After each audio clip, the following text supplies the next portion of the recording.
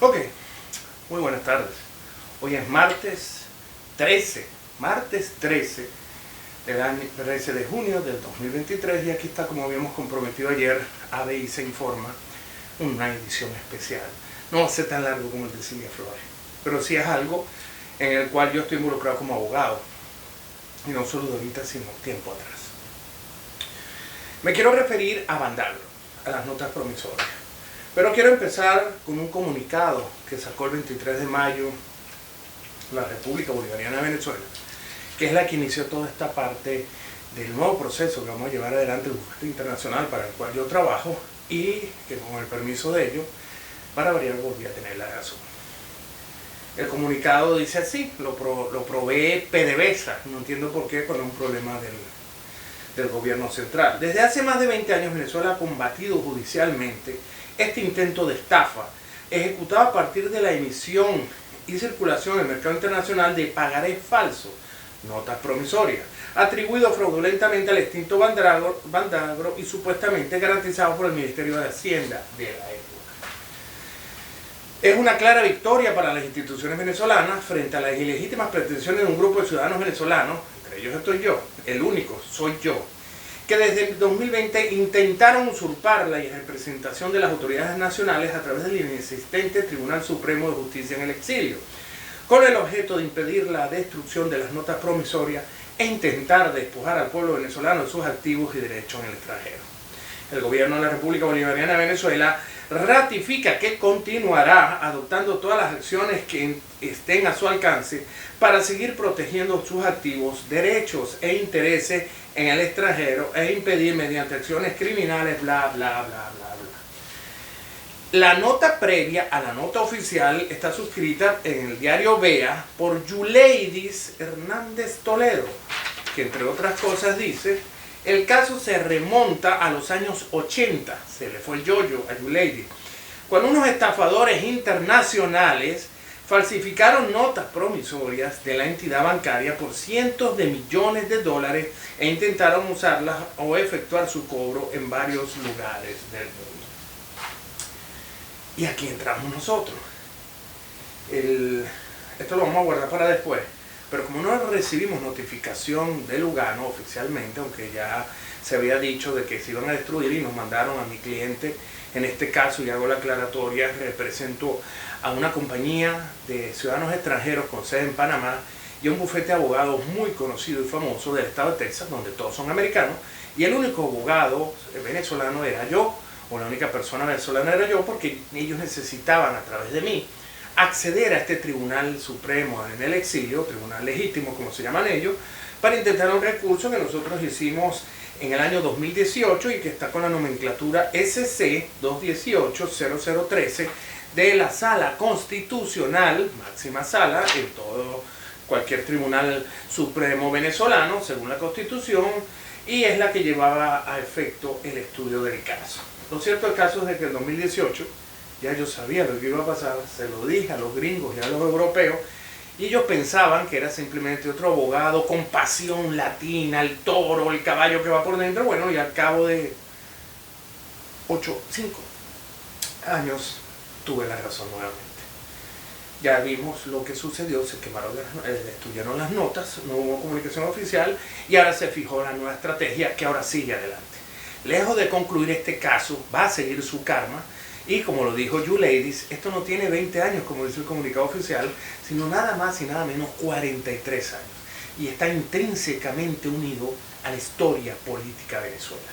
Con esta pauta que me da Yuleidis, PDVSA, Nicolás Maduro y todos estos ladrones, voy a proceder en esta primera entrega de solo 15 minutos para no molestarlo, con un cuento muy breve que inicia y van a ver a lo largo del tiempo como adecos, copellanos, chavistas, maduristas, colombianos, italianos, etcétera, han destruido a Venezuela a lo largo del tiempo. Digo empresarios italianos porque fue una mafia que se creó y lo van a ver por qué, con ya sede y se conoció como la mafia de Centro Occidente, que aún hoy construyen y hacen trabajos para este gobierno porque lo han hecho a lo largo, como el señor De Agostino, de origen italiano, de hecho no nació en Venezuela, y bueno, ya no, él sí nació en Venezuela, perdón. Los padres llegaron huyendo y él nació y etcétera, etcétera. Ese es el suegro de Raúl Maluf. Pero no nos adelantemos al cuento, para hacerlo más interesante. Entonces vamos a remontarnos con Yuleide de los años 80. Así tenemos que nos transportamos a 1979 cuando el señor Luis Herrera Campins, aquel bonachón llanero con su pelo guama, corría toda Venezuela, caminaba, saltaba, para tratar de sacar a Carlos Andrés Pérez del gobierno. Así fue electo presidente de 1979 a 1984, 5 años. Lo sustituye y se encuentran con que recuerden que Carlos Andrés había nacionalizado la industria petrolera en el año 1976, si no me equivoco, y esta gente estaba como que él la nacionalizó el 26 de agosto de 1975. Y los copellanos, con los adecos y con José Vicente Rangel, ya van a ver por qué, querían meterle mano al pastel que habían dejado los gringos. Una economía muy sólida, una administración, una gerencia única. Estamos hablando de Creole, imagínense, estamos hablando de las grandes compañías que puede dejar en Amarabén, Pequibén, etcétera, etcétera. Cómo meterle mano, cómo mover ese dinero en una época en que en el año 70, recuérdense el boom petrolero, en Estados Unidos lo sufrieron, pero en Venezuela, Arabia Saudita, México, Nigeria, todos se volvieron ricos y se llamó, en nuestro caso concreto, la Venezuela Saudita. ¿Cómo meterle mano? Regalábamos hasta barcos. A Bolivia le regalamos un barco porque teníamos mucho dinero. Carlos Andrés lo hizo y regaló un barco a un país que no tenía agua. Tenía política para que vean que queremos la apertura al mar. Toco este tema porque después vamos a seguir con personajes que tuvieron que ver aquí. Entonces, ¿cómo hacemos? ¿Cómo le metieron mano a esto? Simplemente el 27 de agosto de 1981, 6 años después de la nacionalización, en el mismo mes de agosto, el Congreso deroga el artículo, reforma, pues esto fue un arroz con mango, reforma el artículo 50 de la Ley Orgánica de Crédito Público. Esta ley obligaba que todo pasara por Consejo de Ministros y la aprobación del Ministerio de Hacienda para endeudamientos de todos los entes, incluyendo estados, gobierno central, municipios. Recuerden que en esa época el presidente nombraba hasta los gobernadores. No había esa elección directa, etcétera, etcétera. Esta reforma deroga la ley, o reforma la ley de 1970, la Gaceta Oficial 29322, del 18 de septiembre de 1970. Tuvimos 11 años con esta ley que nos permitió tener un país que funcionaba, que recibía las regalías petroleras, que salía adelante, que creció. Pero esta Gaceta Oficial del 27 de agosto de 1931, la 2845, anótela, terminó con una serie de reformas que hizo el gobierno de los ladrones de Luis Herrera. Los invito a que busquen el gabinete y se van a sorprender con los nombres que están ahí. Y en el año 1980, 1981 y 1983 se reformó esta Ley Orgánica de Crédito Público para saciar las necesidades de dinero de adecos, copellanos y de un tipo que era el tercero en discordia que se había lanzado ya en 2 elecciones para la época, llamado José Vicente Rangel Vale. Así José Vicente se echó esos reales del 78, ya se había casado con Ábalos en Chile, etcétera, etcétera. Pero usted era origen humilde, periodista, pero primero abogado. Y les digo por qué. Porque él era hijo de nieto del coronel Garviras, que por casualidad vino con la montonera, que vino con Gómez y tomó el control del país, entre los cuales estaba mi familia, abuelos y bisabuelos por parte de mi madre. Por eso es que mi mamá y mi papá fueron abogados de José Vicente y tengo los pelos de la burra en la mano. Pero eso es otra historia que quizá vaya en mi libro. Vamos a los hechos. Y los hechos son que esta ley permite que entes como los institutos autónomos, los estados, las municipalidades, las sociedades donde el Estado tenga más del 51%, como serían Bandagro, el Banco Industrial de Venezuela, Corporación Venezolana de Fomento, la Corporación Venezolana de Guayana, el Instituto Nacional de Hipódromos, CADAFE, todas las fundaciones que estaban con ellos podían endeudarse sin requerir sino el consenso de las respectivas juntas directivas de estos organismos. A partir de ese momento se empezaron a dar los viajes, empezaron todo el mundo a salir, buscar créditos en los bancos, en ese caso no era el Morgan Stanley, si no me equivoco, tocaba las puertas en la avenida Urdaneta de todos los bancos, desde el Latino hasta el Banco Caracas, todos estos bancos que estaban en el centro, tenían representantes casi que cruzando la calle, Y lo que hacían era ofrecerle dinero, por supuesto, en las respectivas comisiones, a los funcionarios del gobierno que se buscaban a interpuestas personas, generalmente honorables y trabajadores italianos, de origen italiano, hijos de capataces, que ahorita habían sacado la ingeniería, desde el año 58 se habían vuelto profesionales, y aprovecharon y empezaron en Centro Occidente con todas estas compañías con nombres tan notables que veremos después, y apellidos prosaicos de origen italiano, donde los adecos y los copellanos casaban a sus hijas. Lo digo también por mi familia, aquí me va a matar, hasta aquí llegó mi familia, si no me querían hoy va a ser menos, incluyendo a Ramos Alú. Fue el vivo que se casó después de sus problemas de salir con el fiado del árabe de la Plaza Bolívar mientras estudiaba, y se casó con Diana de Agostino, pero esa es otra historia. ¿Qué significa entonces en este caso? Ah, por cierto, la ley decía, enumeraban todas estas instituciones, decía, y demás personas de derecho público. Cualquiera hacía una reunión de 3 y endeudaba a su organización, a su ente, así fuera paragubernamental, y bueno, se dio la danza de los millones, las comisiones, el dinero que salió para afuera y todo eso. ¿Qué significaba esto en la realidad?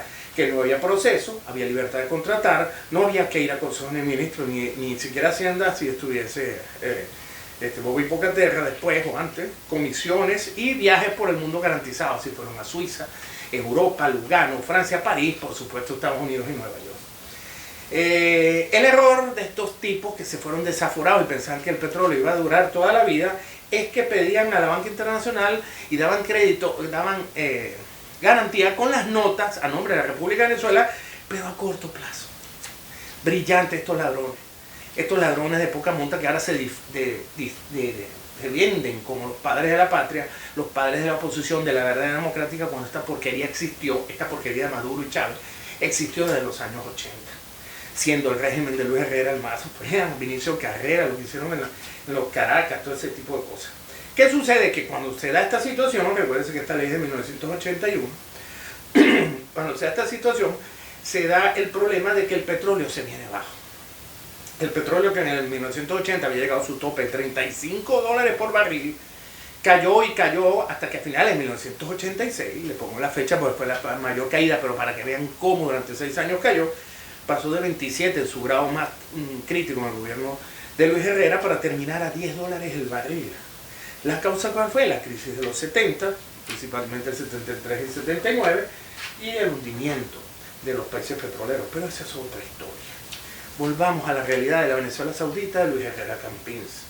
Así podemos ver que, por ejemplo, en el año 78, cuando hubo las elecciones, donde concurrió por segunda vez José Vicente Rangel, y prometió que no iba a volver nunca más a no tener dinero y a estar pelando, se obtuvo como consecuencia un Senado que regiría desde el Poder Legislativo del país, desde 1979 hasta 1984, una Cámara de Diputados que estaba conformada por 199 miembros, de los cuales 88 eran de COPEI, de Acción Democrática, mayoría, y de COPEI el 88 los ADECOS, 84, y 17 de los partidos minúsculos donde estaban Borregales, José Vicente Rangel, el MAS, el MEP, Salón Mesa, Luis Ortega, el Partido Comunista. Y los senadores eran 44 en esa época, 21 para ADE y 21 para COPEI.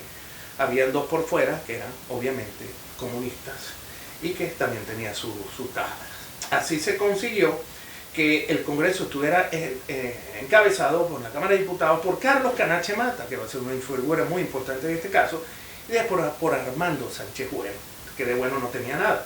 Y en la Cámara de Senadores estaba Godofredo González, un viejo que se hacía pasar por viejo, pero que era más vivo que ya se imaginarán.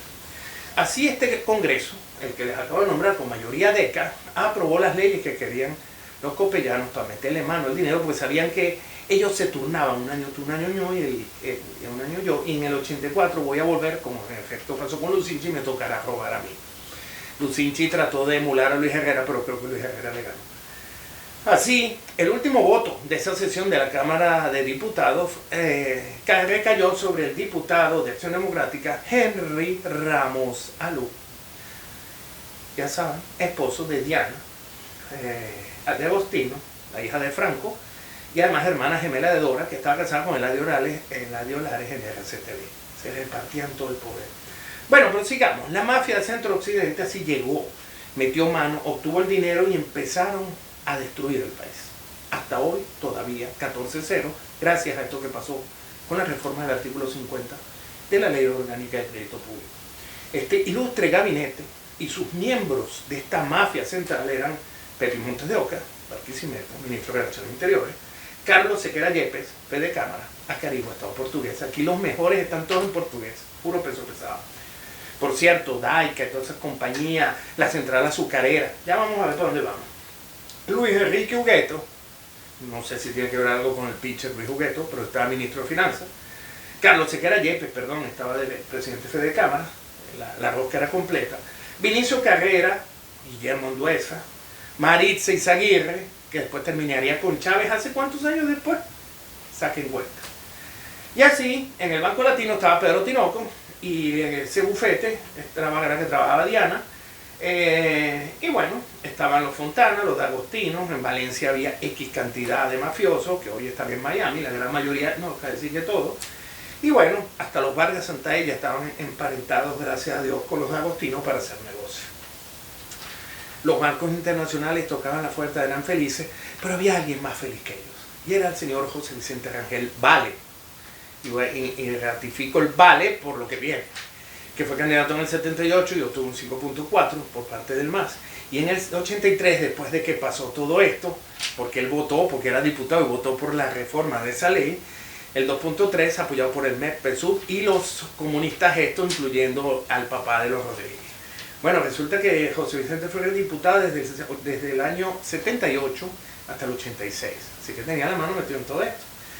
Así que él lo que hizo fue imponer a dos personas que eran sus primos hermanos, como son Valdemar con W, Cordero Vale, y Ali Cordero Vale. Y ustedes dirán que lo que tiene de malo el nepotismo, Cilia Flores, bueno, miren de dónde viene. Valdemar Cordero Vale nació en Acarigua el 21 de marzo del año 26, fue gobernador de Portuguesa a dedo por Copey, y en 1969 a 1974 fue gobernador, y de ahí se fue después a nada más y nada menos que a Bandagro. Oye, vaya, qué casualidad. Bandagro, el de las notas promisorias. Mientras Ali Cordero Vale, su hermano, también primo hermano de José Vicente Rangel Vale, fue nombrado en esa misma época presidente del Banco Industrial de Venezuela hasta el 30 de agosto de 1984. Tanto Cordero Vale como el hermano tuvieron que ver con la central azucarera portuguesa en el 66, con Coposa de Acarigua en 1974 y con Bandagro del 80 al 81, el hermano acá. Debo recordar que Ali Cordero Vale fue puesto preso cuando llegó a Venezuela en el año 82, por cuanto se le tenía una investigación por el dinero que usó y malversó y que le dio a Manolo Rebozo, candidato a la alcaldía del condado de Miami, de ahí era comisionado. Y con esos 45 millones se construyó el primer edificio del Banco Industrial en Miami. El FBI, todos le siguieron en la pista y lo tuvieron que meter preso en Venezuela. Y al salir se fue a España y en Panamá formó una empresa que se llama Banco Industrial de Venezuela, Panamá, en la cual era presidente y director. Estos se pagaron y se dieron el vuelto. Sacaron las notas, pero ahí viene la segunda torta, la torta más grande. 20 meses después de este show de la reforma de la ley, para ser exacto el 18 de abril, viernes 18 de abril de 1983, que será conocido como el Viernes Negro, el dólar que se mantuvo a lo largo de 20 años pasó de 4.30 a 7.50 el dólar para alimentos y comida y a 14.50 para el crédito. Todos se enriquecieron. Pero como tuvieron que garantizar las deudas que habían conseguido a corto plazo, tuvieron que sacar una nueva emisión de notas promisorias donde pagaban los intereses porque se les vencieron, porque son tan idiotas que lo hicieron a corto plazo. Ellos creían que iban a pagar eso en 2 días cuando se lo estaban robando. Así eran de infelices estos tipos. Son peores que los chavistas y los maduristas. Bueno, no sé, en los próximos capítulos veremos. Lo cierto del caso es que a partir de esta historia Venezuela empezó a rodar cuesta abajo. Ya no había para dónde ir, y entonces ahora resulta que los culpables son los banqueros que prestaron el dinero. Cuando José Vicente, Henry Ramos Alú, Luis Herrera, Pepe Montes de Oca y Copellanos y Adeco juntos fueron los que hicieron este show, y que José Vicente siguió bajo el gobierno de Chávez, donde fue vicepresidente y ministro. Él le vendió, porque Chávez, incluso cuando Marisol Mata, eso lo veremos después, Marisol Plaza, ordenó el pago por la Procuraduría, Chávez no le quedó otra, Chávez murió y Maduro lo que hizo fue el negocio, no de los bonos, sino de pagar a los abogados, que me da risa porque ellos dicen que ahora van a ir contra nosotros por el gasto, pero si los abogados presentan en cualquier corte lo que cobraron, casi que es el monto, los 6 bufetes que pasaron desde el gobierno, tanto de Carlos Andrés, el último, como de Velázquez, como de Chávez y como de Maduro, han cobrado, no tienen ustedes idea de la cantidad. Entonces, si ellos van contra nosotros, van a tener que decir cuántos son sus honorarios, y cuando vean los honorarios se van a caer para atrás como condorito. El Búfalo, de allí en adelante, decidió intervenir. Y por cierto, que hay una anécdota que se me olvidó contarles. Recuérdense que parte de este show también terminó porque en el año 83, si no me equivoco, llevaron a Carlos Andrés a un juicio político, administrativo y penal, que no prosperó porque al final los votos no dieron. ¿Saben quiénes votaron? ¿Cuál fue el último voto? Como Gramos con la ley de la reforma, ¿cuál fue el último voto que salvó a Carlos Andrés Pérez? El del diputado José Vicente Rangel Vale. Como verán, esta es la primera parte. Esta es la primera parte donde les expliqué cómo en los años 80, como dijo You Lady, es que nace esto, no es como lo dice en el escrito que es del año 2000. No, señores, esto es 1980 y fue un robo que jamás se va a repetir, ni siquiera Hugo Chávez. Fue un robo que hoy tiene en Miami, en España, a muchos venezolanos de alto copete, adecos, descendientes de italianos o hasta copellanos, que se enriquecieron con estos bonos, y al final 3 o 4 bien intencionados inversores, como era el señor Pavanelli, terminaron hasta muertos en un chalet por las pruebas que tenía contra Carlos Andrés y el gato y el tigre Eduardo Fernández.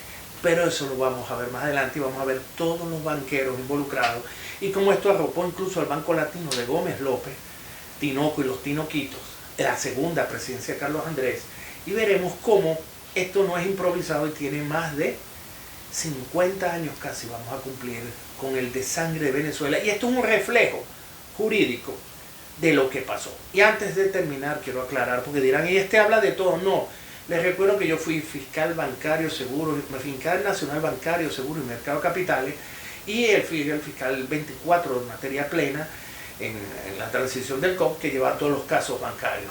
Yo vi todos los casos desde el Latino de Orlando Castro hasta los de Brillenburg, Banco La Guaira, Metropolitano, el Banco de Santa Ella. Todos estos bancos los tuve en mis manos, y cuando se me iban a entregar el caso de las notas promisorias, se la dieron a un fiscal que fue después puesto preso, liberado, y hoy tiene un tremendo chalet con un resort en el Ávila, en el mismo Ávila. Y después nombraron una gran amiga mía, en la cual yo le perdí la pista porque me vine, pero me imagino que después que ella se jubiló, se dio un fiscal en la corte. Lo cierto del caso es que esto no es nuevo, lo conozco, como les digo, a través del tiempo, no solo Iván Darío Badel, Isaías Rodríguez y el señor Javier El Chiguerra Naranjo, y por último, Javier El Chiguerra y después Isaías Rodríguez, donde yo terminé de renunciar. Es que tengo conocimiento de todo lo que estoy diciendo, amén de que no solo mis padres, abogados de este señor, en su época en que más o menos se creía en él, sino también las personas y familiares que tuve en el Congreso por COPEI y por ADE, incluyendo el ministro de Relaciones Interiores, Carlos Andrés Pérez, Alejandro Izaguirre, que en paz descanse, que no les salpicó esto, pero que eran cuentos públicos y notorios de cómo esa acción democrática lo que hizo fue servir a estos intereses bastardos, como dirían por ahí, de adecos, copellanos, y en un caso estos comunistas como José Vicente, que no tenía ideología sino afán por el dinero, por el cual prometió más nunca hacer ni pasar necesidades, y por eso llegó a donde llegó y destruyó junto a Chávez, Carlos Andrés, Rafael Caldera, Luis Herrera y Camilo Sinchi a Venezuela. Esta historia refleja no solo esto, pues nosotros vamos a seguir. Es verdad, destruyeron las notas, ahí murió el caso, pero cada vez que pasa algo, la justicia tiene una luz. Y por eso ha durado 43 años este caso. Y ahorita, el Tribunal Supremo del Exilio acaba de contribuir con denegación de justicia, artículos 91 y 92 reformados de la ley contra la corrupción. Aquí está el escrito que se le presentó y la firma de Antonio Marval, porque nosotros pedimos celeridad procesal 3 veces, recusamos a un magistrado, que por cierto, especialista en materia laboral, y que tiene todos los casos del bufete en Venezuela de PDVSA de Maduro, la misma que pagó por el comunicado, y que nunca obtuvimos respuesta en su debido momento. Están bajo Estados Unidos y cuando estuvimos en estos días en una reunión virtual y yo hablé sobre el proceder, porque es en territorio americano y hay una cortesía, incluso la mayoría de los magistrados tienen asilo, yo pensé que todos, y un investigador nos informó, que lleva el caso, que uno de los magistrados, precisamente el que llevaba la causa nuestra, no tiene asilo y estuvo en Venezuela hace pocos meses. Esa es la realidad de lo que es hoy la oposición, y este reflejo, que es un caso jurídico, refleja en toda su magnitud lo que ha sufrido, sigue sufriendo y sufrirá Venezuela, porque Ramos Aluc sigue siendo el hombre fuerte de Acción Democrática. Copey va a volver porque esta gente sigue teniendo bajo cuerda el Opus Dei y mucha gente después hablamos de eso, mucho poder, y obviamente Maduro ha estado cobrando, y los bufetes que él ha nombrado y todo lo que ha hecho, han estado cobrando unas cantidades de dinero, no directamente derivadas de las notas promisorias, pero sí por esta gestión que no hicieron nada. Así que esta victoria de Maduro es otra piedra en el camino que estamos construyendo para obtener justicia. Así se lo expliqué al comité de abogados internacionales que llevan este caso, desde Suiza, Estados Unidos y en su tiempo Venezuela. Ya Venezuela está afuera. Cuando Gladys Gutiérrez volvió y tomó su decisión y cobró, tenemos todo eso grabado, incluso lo que se hizo en la Corte de Ohio. Hay muchísimo como para escribir un libro, pero nosotros seguimos en el camino jurídico y así se decidió y vamos a seguir. Por los momentos este es el capítulo 1, la semana que viene o el jueves quizás saque el capítulo 2.